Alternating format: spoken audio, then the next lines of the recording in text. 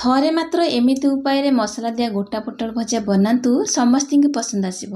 पखाल भात खातु कि गरम भात सबुथिरे फुल जमिब। टिके डिफरेंट वे रे बनैबा टेस्ट पूरा जबरदस्त रहिबो। सेथिपై वीडियो को संपूर्ण देखंतु। देखि सारला परे जदि पसंद आसे प्लीज लाइक कमेंट शेयर करनेबे। चैनल नुआ थिले प्लीज चैनल को सब्सक्राइब करनेबे। जदि फेसबुक पेज रे देखुचंती प्लीज फेसबुक पेज को मध्य फॉलो करनेबे। आज सुपर टेस्टी मसला दिया गोटा पोटल भजा बनैबा मोटी 250 ग्राम पोटल नहीं। प्रथमे भलसे धोई आनी ओपर टिके किछि आंसुअस बा सरू पार्ट को आम पिलर साहाଯ୍य हो कि एमती माने पनिकी साहाଯ୍य कि छुरी साहाଯ୍य ओपर लेयर को चोपा छड़े नबा। एमिति बनैबा द्वारा आमर पोटल भजाटा पूरा सॉफ्ट बनिबो। टेस्ट बहुत बढ़िया लगिबो। एमती ऊपर मु चोपा गुड़ा को एमती अल्प अल्प हल्का काटी नौची। तापर दुई मुंड साइड रो टिके टिके काटी नबा। मझिरु टिके चिरा लगे नबा। एठी आपण माने वीडियो रे देखंतु मु जेमिति करूची सेही पोजीशन रे करिवे। माने दुई पट साइड रो टिके चिरा लगे नेबे। पछपट साइड टा जॉइंट हेक रहइबो जोथि पई कि हमर स्टफिंग भरिया को बहुत इजी हबो। एठी सबु पोटल गुड़ा को मु प्रथमे चोपा बाहर करे दुई मुंड साइड रे काढी नेछि। आमे चामच रो पछपट साइड रे टिके नको प्रेस करके मझिरे जो मंजी गुड़ा को अछि ताको काढी नबा। मु एठी वीडियो रे आपण मानको जेमति देखौछि सेमति सावधान रे काटिबे जेमति पछपट साइड रे जॉइंट बिल्कुल न खसे सेमति काटिबे जेमति स्टफिंग भरिबे इजी हबो। एठी देखौछि वीडियो रे आपण देखंतु एमिति सबु मंजी गुड़ा को बाहर करनबा। एठी मु सबु पोटल रु मंजी गुड़ा को बाहर कर नेछि आ मंजी के एठी साइड कर नेछि। आको हमें परे व्यवहार करबा। एठी मु दीटा बड़ साइज रो प्याज को नेछि चोपा बाहर कर नेछि।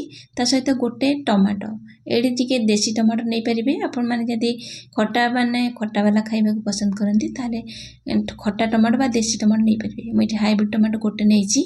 ता सहित दीटा प्याज पूरा छोट छोट करी काटि नबा। एठी मु प्याज सहित टमाटो को काटी नेछि। एठी कड़ाई बचेछि। कड़ाई गरम होला परे गोटे बड़ चमच सोरिष तेल दबा। छोट छोट काटी के रखिता प्याज को ऐड करबा। आ प्याज को गैस रो फ्लेम लो टू मीडियम रखी प्याज को हल्का टिके भाजी नबा। एठी हमर प्याज को हाई फ्लेम रे भाजीबा दरकार नै। गैस रो फ्लेम को लो टू मीडियम रखी की घोड़े की प्याज सॉफ्ट होबा पर्यंत भाजी नबा। एठी प्याज हमर टिके हल्का कलर चेंज हो जाईची हल्का टिके सॉफ्ट हो जाईची। ता सहित आमे एठी आगरु काटी के रखिता छोट छोट कर टमाटो को ऐड करनबा। जदि केबे एमिति उपाय रे आगरु पोटल गोटा भजा बनै नाहंती मु ग्यारंटी दोची आपण माने थरे एमिति उपाय रे बनातु समस्त बहुत पसंद आसीबो। एठी टमाटो को देकी प्याज सहित मेल्ट करबा गोळै नबा भाजी नबा। एठी जे स्वाद अनुसार लूण देई देले प्याज जल्दी सॉफ्ट हो जिवो टमाटो भी जल्दी मेल्ट हो जिवो आ खूब कम समय रे हमर टमाटो प्याज बढ़िया से भाजी जिवो। आको गोळै सरला परे गैस रो फ्लेम को लो टू मीडियम रखी करी हम प्याज को घोड़ै के टमाटो मेल्ट होबा पर्यंत भाजी नबा। सेपटे प्याज और टमाटो मेल्ट होबा बा सॉफ्ट होबा पर्यंत घोड़े की भाजी नबा। एपटे गोटे मसला बनैबा। सेति पई एठी गोटे नेछि मिक्सी जार रे आधा छोट चमच दे देबा गोटा जीरा आधा छोट चमच दे देबा गोटा धनिया। ए चामच रे 2 चमच दे देबा सोरिष गोटा सोरिष देबे निश्चय बहुत बढ़िया लागिबो। ता सहित जेतिकी राग खाइबा पसंद करूंती सेही हिसाब रे कंचा लंका ऐड करिवे। मु दुईटा कंचा लंका ऐड करछि खंडे अदा 8-10 कुला रसुण ता सहित आमे जो मंजी बाहर कर रखितले पोटलर ताकू दबा अल्प पानी देइकरी ताकू गोटे स्मूथ पेस्ट बनै आनिबा।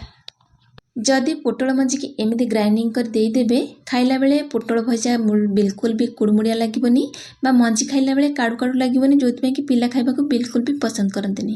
एपटे हमर प्याज और टमाटो बढ़िया से भाजी गलानी बा एठी हमर प्याज और टमाटो सॉफ्ट हो जाईची। आगरु बाटी के रखितला मसला पेस्ट को ऐड करनबा। आपण चाहिले अल्प किछि पानी धोई के देई परिबे। मु बिना पानी देई करी मसला को गैस रो फ्लेम को लो टू मीडियम रखी करी भाजी नउची बा कसी नउची। एठी हमर मसला टिके कसी गलानी। टेस्ट को बैलेंस करिया पई मु 2 छोट चमच देइते दुईटा कंचा लंका ऐड करथिली। बिल्कुल भी राग नथिबो खले टेस्ट बहुत बढ़िया लागियो बोली म ऐड करथिली। एठी राग लंका गुंड आधा छोट चमच दबा। काश्मीर लंका गुंड कलर पई आ आधा छोट चमच हळदी गुंड को दबा। मसला रो तेल अलगा हबा पर्यंत बा ड्राई हबा पर्यंत मसला बढ़िया से कसी हबा पर्यंत आमे गोटे 2 मिनिट भल से गैस रो फ्लेम को लो टू मीडियम रखी करी कसी नबा। एठी हमर मसला बढ़िया से कसी हो गलानी। मसला रो जति की पानी थिला सुखी गलानी बा ड्राई हो गलानी। आमे मसला पेस्ट को ठंडा करी आनिबा। एठी मसला पेस्ट गोटे प्लेट को काढी नेछि आ ठंडा हो जाईची। एठी हमर ପୁର ପ୍ରସ୍ତୁତ ହେଇଗଲା। ଆମେ ଯେଉଁ କାଢ଼ିକି ରଖିଥିଲେ ପୋଟଳର ମଞ୍ଜି ତା ଦେହରେ ଭଲସେ ଷ୍ଟଫିଂ କରିନେବା। ଯଦି ଆପଣ ଫୁଲ୍ କରି ଷ୍ଟଫିଂ ଭରିବାକୁ ପସନ୍ଦ କରନ୍ତି ତାହେଲେ ପିଆଜର ପରିମାଣ ଟିକେ ଅଧିକ ରଖିବେ, ଯେଉଁଥିପାଇଁ କି ଆମର ସବୁତକ ମସଲାରେ ପୁର ଗୁଡ଼ାକ ପୁରା ଭରିକି ରହିବ। ମୁଁ ଅଳ୍ପ ଅଳ୍ପ ପୁର ଦେଇଛି, ମାନେ ଟିକେ ଫିଲ୍ ହେଲା ଭଳି। ଏଇଠି ସବୁ ପୋଟଳରେ ମୁଁ ମସଲା ଭରି ନେଇଛି। ଷ୍ଟଫିଂ ଟିକେ ଉପରକୁ ବାହାରିକି ଅଛି, ଭିତରେ ଅଳ୍ପ ଟିକେ ହାଲକା ଅଛି। ମୋ ଉପରୁ ଟିକେ ଦେଖିବା ପାଇଁ ବହୁତ ଭଲ ଲାଗିବ। ଆପଣ ଚାହିଁଲେ ପୁରା ଷ୍ଟଫିଂ ପୁରା ଫୁଲ୍ କରିକି ବନେଇ ପାରିବେ। କଡ଼େଇ ବସାଇବା। କଡ଼େଇରେ ମାତ୍ର 1 ଚାମଚ ସୋରିଷ ତେଲ ଦେବା। ଅଧିକ ତେଲ ଦେବାନି। ମସଲା ଭାଜିଲା ବେଳେ ଯେଉଁ ତେଲ ଦେଇଥିଲେ ପୋଟଳ ଭାଜିଲା ବେଳେ ସେଇ ପୋଟଳ ତେଲ ଗୁଡ଼ାକ ବାହାରି ନିବ, ଯେଉଁଥିପାଇଁ କି ଆମର ପୋଟଳ ଭଜାଟା ପୁରା ବଢ଼ିଆସେ ବନିଯିବ। ଏଇଠି ସବୁ ପୋଟଳ ଗୁଡ଼ାକ ଆଡ଼୍ କରି ନେଇଛି। ଗ୍ୟାସ୍ର ଫ୍ଲେମ୍କୁ ଲୋ ରଖିବା ଆଉ କଭର୍ ଦେଇକି ଗୋଟେ ପଟ କୁକ୍ ହେବା ପାଇଁ ଛାଡ଼ି ନେବା। ଏଇଠି ମୁଁ 1 ମିନିଟ୍ ପରେ ଲିଡ୍ ଖୋଲିକି ଦେଖାଉଛି। କଭର୍ କାଢ଼ି ସାରିଲା ପରେ ଯାହା ବି ପାଣି ବାହାରିଛି ସେଇଥିରେ ଆମର 2 ପଟ ସେପଟ କରିସାରିଲା ପରେ ପୋଟଳ ପୁଣି କଭର୍ ଦେବା ଆଉ ଆର ପଟଟାକୁ ଭାଜି ନେବା। 1 ମିନିଟ୍ କୁକ୍ କରିସାରିଲା ପରେ ମୁଁ ଏଇଠି ଆପଣମାନଙ୍କୁ କଭର୍ କାଢ଼ି ଦେଖାଉଛି। ପୋଟଳ ଭଜା ଆମର ପୁରା ରେଡ଼ି। ଯଦି ଆପଣମାନେ ଏମିତି ଉପାୟରେ କେବେ ବନେଇ ନାହାନ୍ତି, ଥରେ ନିଶ୍ଚୟ ବନାନ୍ତୁ, ସମସ୍ତଙ୍କୁ ପସନ୍ଦ ଆସିବ। ଯଦି ପୋଟଳକୁ ଟିକେ କ୍ରିସ୍ପି କରି ଭାଜିବାକୁ ଚାହୁଁଛନ୍ତି ତାହେଲେ ଆଉ 1-2 ମିନିଟ୍ ଗ୍ୟାସ୍ର ଫ୍ଲେମ୍କୁ ଲୋ ରଖି ଭାଜି ପାରିବେ। ଏଇଠି ଆମର ସୁପର ଟେଷ୍ଟି ଗୋଟା ପୋଟଳ ଭଜା ପୁରା ରେଡ଼ି।